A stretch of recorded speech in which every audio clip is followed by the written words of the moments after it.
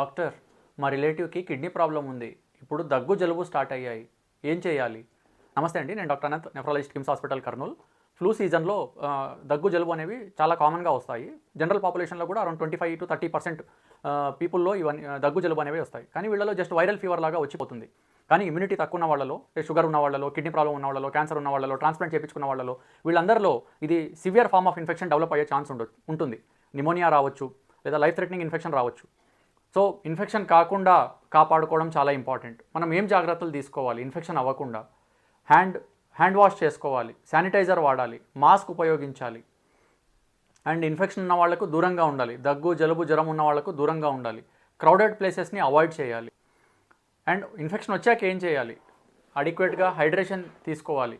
Already డయాలిసిస్లో ఉన్న వాళ్ళు dialysis skip చేయకూడదు. వాళ్ళ మందులు రెగ్యులర్గా వేసుకునేవి చేయకండి.